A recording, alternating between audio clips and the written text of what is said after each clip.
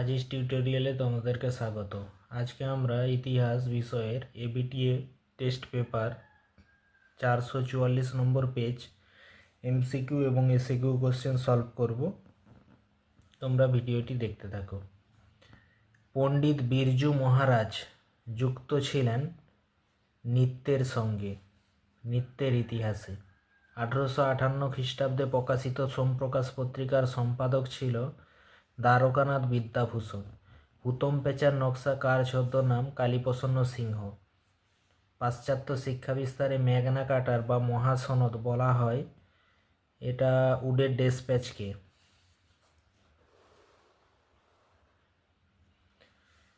মোহাম্মদ মহসিন এর আর্থিক সহায়তায় প্রতিষ্ঠিত ছিল চুঁচুড়া মহসিন কলেজ, হুগলি মহসিন কলেজ। প্রথম ভারতীয় অরণ্য আইন পাস হয়েছিল 1865 খ্রিস্টাব্দে। ভিল বিদ্রোহ দেখা দেয় ভারতের কোন রাজ্যে? ভিল বিদ্রোহ দেখা দিয়েছিল মহারাষ্ট্রে। 1857 খ্রিস্টাব্দের বিদ্রোহকে সামন্ততন্ত্রের মৃত্যুকালীন আর্তনাদ বলে উল্লেখ করেছেন রমেশচন্দ্র মজুমদার। পুনা সার্বজনিক সভা এর প্রতিষ্ঠাতা MG. Ranade.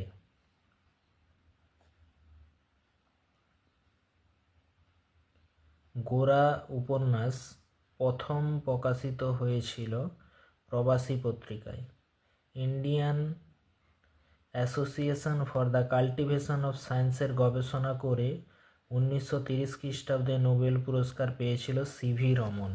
Bengal technical institution এর প্রতিষ্ঠাতা অগ্রণী ভূমিকা নিয়েছিল যে এটা হলো আশুতোষ তারকনাথ পালিত।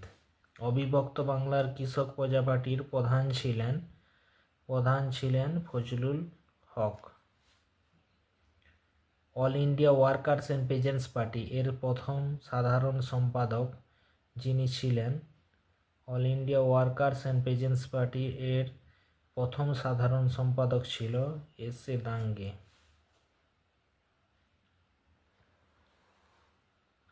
তেভাগা আন্দোলনে চাষিদের মূল দাবি ছিল ফসলের 3/2 অহিংস অসহযোগ আন্দোলনকারী নারী কর্মমন্দির প্রতিষ্ঠা করেছিল উর্মিলা দেবী।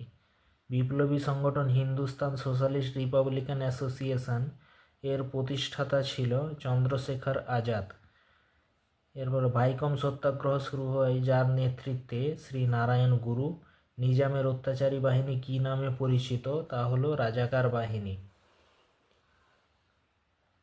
রাজ্য পুনর্গঠন আইন অনুসারে ভারতের কয়টি রাজ্যে ভাগ করা হয়েছিল?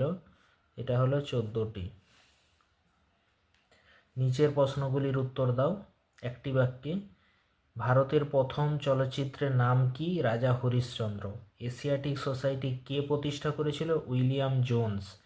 কেস্ক্রোগ্রাফ যন্ত্রের আবিষ্কারক ছিল জগদীশচন্দ্র বসু এবং এ ট্রেন টু পাকিস্তান গ্রন্থের লেখক ছিল খুশবন্ত সিং।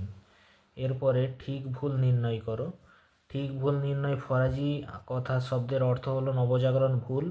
অ্যানাল অক্টাভিয়াম হিউম জাতীয় কংগ্রেসের প্রতিষ্ঠাতা, এটা ঠিক। স্বামী সহজানন্দ হলেন সর্বভারতীয় কৃষক আন্দোলনের নেতা, ঠিক। বিপ্লবী বিনয় বসু দিল্লি আইনসভার বোমা নিক্ষেপ করে, এটা ভুল। এবার স্তম্ভ মেলাও কেশবচন্দ্র সেন হবে ব্রহ্মানন্দ। মজনু শাহ হবে সন্ন্যাসী ফকির বিদ্রোহ। সত্যেন্দ্রনাথ ঠাকুর হবে জাতীয় শিক্ষা পরিষদ। লক্ষ্মী সায়ঙ্গল আজাদ হিন্দ ফৌজ। ব্যাখ্যা বিবৃতির নব্যবঙ্গীয় আন্দোলন জনপ্রিয় হতে পারেনি। ডিরোজিও চিন্তাভাবনা ভ্রান্ত ছিল। হিন্দু ধর্ম ও সমাজকে নেতিবাচক দৃষ্টিকোণ থেকে আক্রমণ করে ইংরেজ রাজত্বের বিরুদ্ধে পূর্ণ স্বাধীনতার কথা বলতো। এটা হবে ব্যাখ্যা 2। এটা সঠিক উত্তর, ব্যাখ্যা 2। হিন্দু ধর্ম ও সমাজকে নেতিবাচক দৃষ্টিকোণ থেকে আক্রমণ করা হয়েছিল। এরপরে 1857 সালের বিদ্রোহে শিক্ষিত বাঙালি সমর্থন করেনি। এটার সঠিক হবে ব্যাখ্যা 3। ভারতীয়রা ইংরেজ রাজত্বের অবসানে সুশাসন প্রতিষ্ঠা করতে পারবে কিনা সে বিষয়ে সন্দিহান ছিলেন। এরপরে বিবৃতি, অরবিন্দ বলেছেন বিবেকানন্দই আমাদের জাতীয় জীবনের গঠনকর্তা।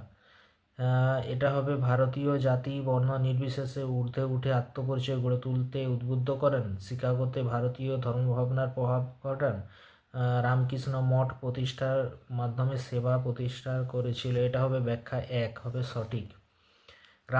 বাংলার গ্রামাঞ্চলে বঙ্গভঙ্গ বিরোধী আন্দোলন শক্তিশালী হতে পারেনি, কৃষকরা রাজনৈতিক চেতনা শূন্য ছিল, কৃষকদের রাজনৈতিকভাবে ঐক্যবদ্ধ করার উদ্যোগের অভাব ছিল, গ্রামাঞ্চলে কৃষকরা সাম্প্রদায়িক নিমজ্জিত ছিল।